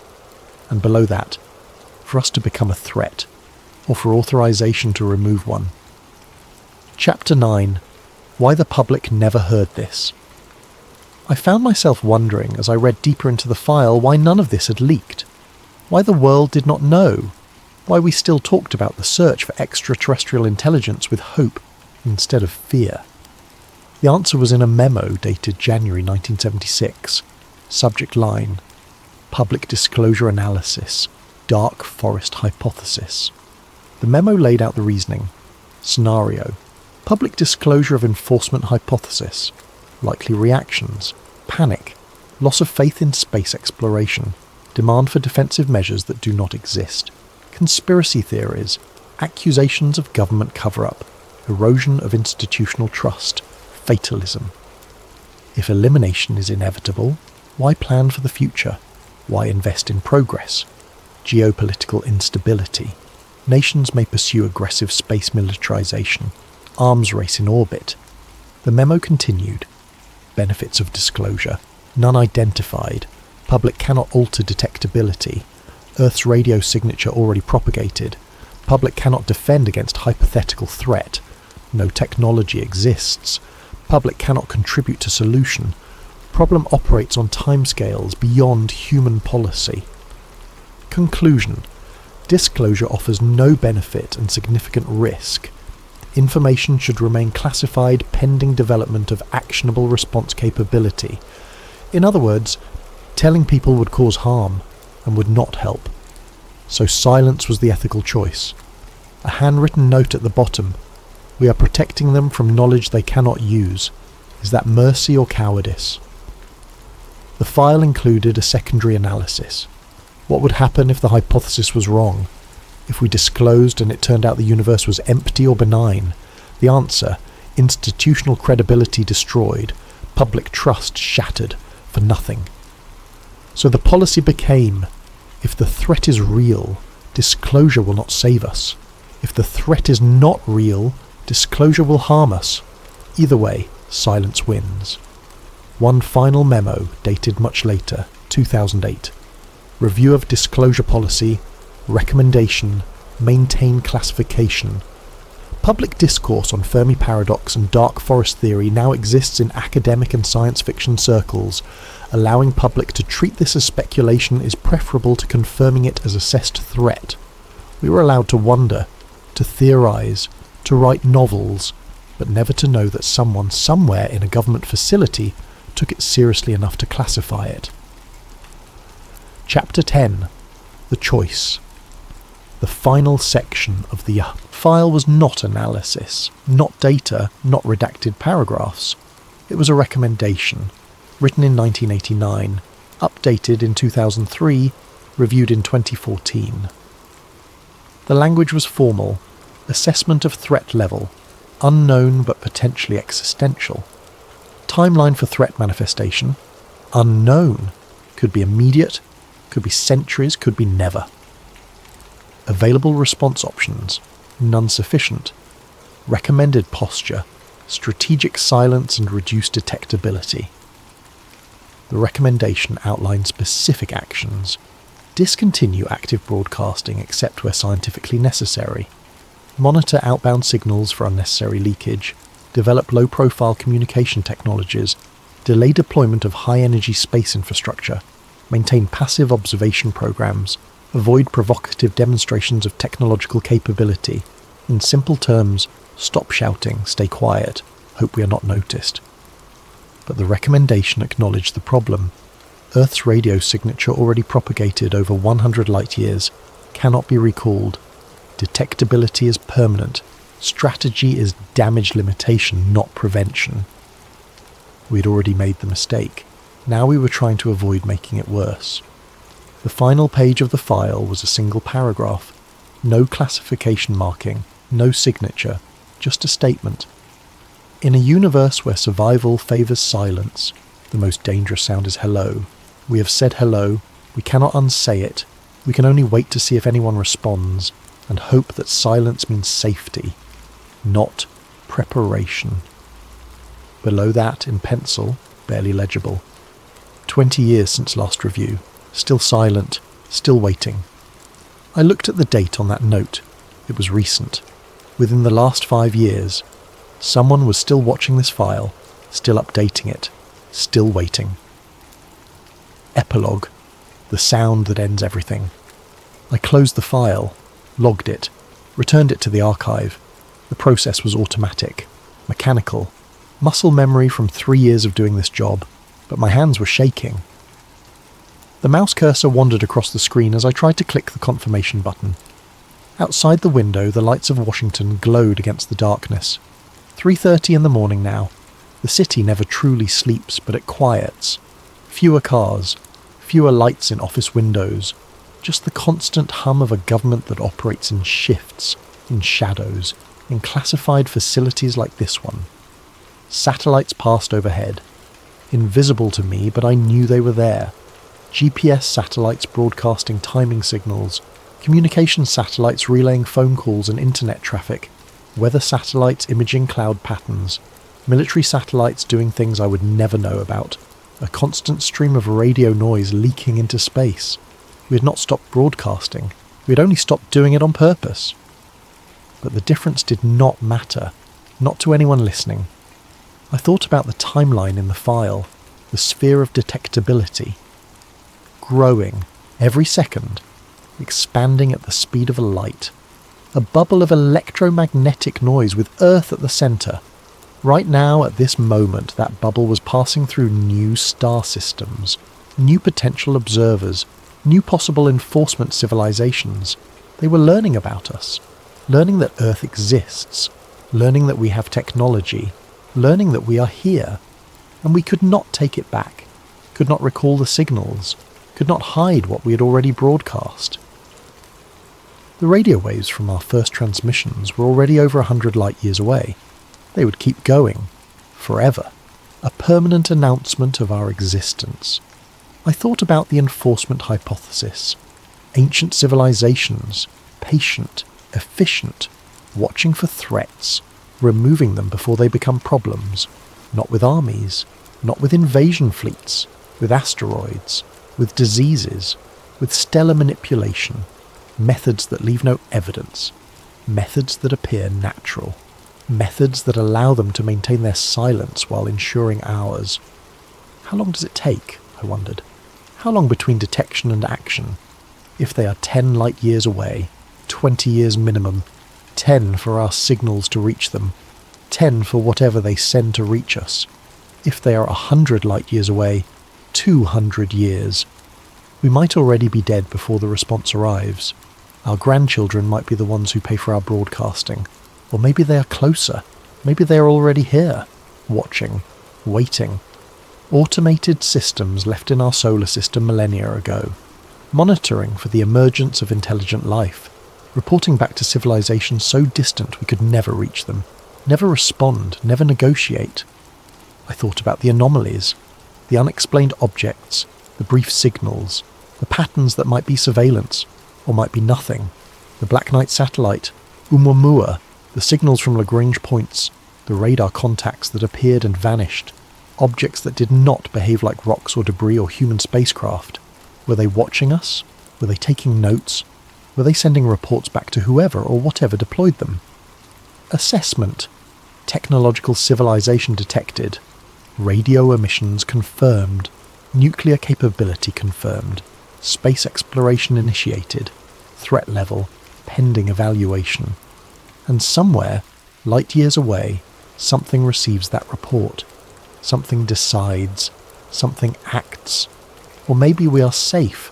Maybe we are too primitive to matter, too far from any enforcement civilization to be worth the effort, too insignificant to threaten anyone. But for how long? Every year we advance. Every year we launch more satellites, build more powerful transmitters, expand our presence in space. Eventually we will matter. Eventually we will cross whatever threshold they use to define threat, and we will never see it coming. The file offered no answers, only possibilities, only fear dressed up in bureaucratic language and classified stamps. But one thing was certain. In a universe where survival favours silence, we are the loudest voice in the room, and someone, somewhere, might be listening. Not with curiosity, not with welcome, not with the desire for contact or communication or cultural exchange, with assessment and patience, the kind of patience that measures time in millennia, that watches stars form and die, that observes species evolve and go extinct, that waits for the perfect moment to act. When the target is developed enough to be worth eliminating but not developed enough to defend itself. We went from invisible to undeniable in a single century, 100 years, a blink in cosmic time. We built radio, we built radar, we split the atom and announced it to the universe with gamma-ray bursts. We sent signals into space with our coordinates, our biology, our languages, our location in the galaxy. We did this without knowing if anyone was listening, without asking if we should, without considering that maybe the silence of the universe was not because we were alone. Maybe it was because everyone else had learned to be quiet, and now it is too late to take it back, too late to go silent, too late to hide.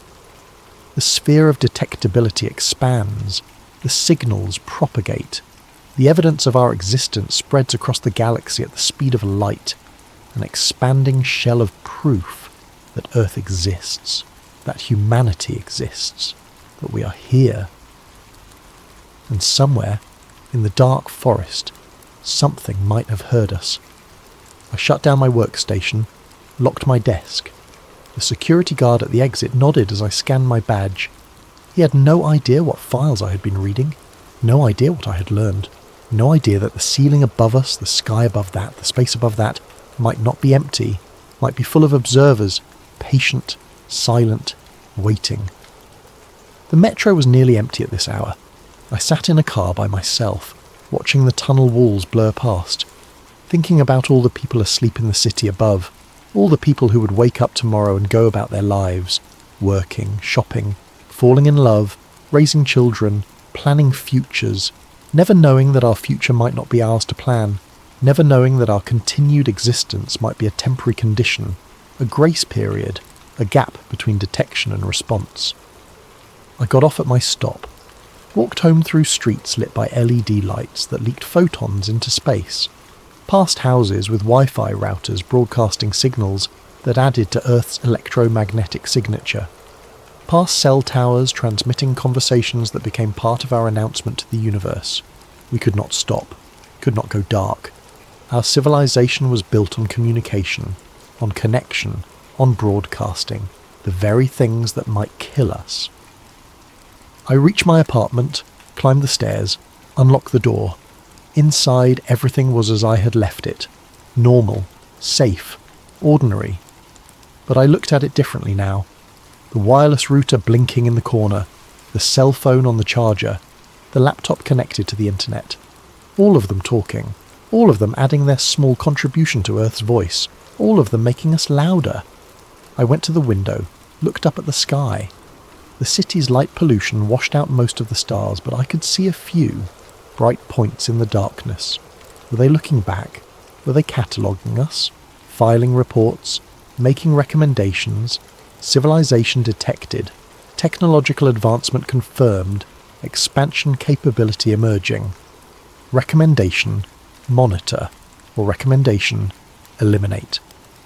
I pulled the curtain closed. The file is returned to the archive. The lights in the facility dim. Another night shift ends.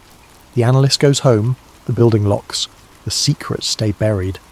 But outside, the satellites keep broadcasting, the telescopes keep watching, the cell towers keep transmitting, the signals keep radiating into space, a constant stream of evidence, A permanent announcement. We cannot stop, we cannot hide. We're already too loud. We can only hope that silence means no one is home, and not that everyone is hiding for the same reason we should be. The dark forest is vast, filled with predators we cannot see, filled with civilizations that learned long ago that survival requires invisibility. And we just announced our location, shouted it, broadcast it on every frequency we could generate. Now we wait to see if anyone shouts back, or if the response comes without warning, without sound, without mercy. Just silence, the final, permanent kind. The kind that has swallowed every other civilization that made the same mistake we did. The kind that might be coming for us right now, crossing the void, moving at a fraction of the light speed, patient, unstoppable, inevitable. And we would never know until it arrived, till the sky lit up with something falling, until the assessment became action, until the dark forest claimed another voice. I turned off the lights in my apartment, but outside the city glowed. The satellites transmitted, the radio towers broadcast. Earth kept shouting into the dark forest, and somewhere maybe something was listening, taking notes, making plans, waiting for the right moment, the moment when we mattered enough to be a threat, but not enough to defend ourselves. That moment might be now, might be 100 years from now, might be 1,000, or might be tomorrow. We would never know, not until it was too late. That is the final truth in the file I read tonight. That is the secret they keep classified. Not that we might be alone, but that we might have company, the dangerous kind, the kind that does not announce itself until it ends you.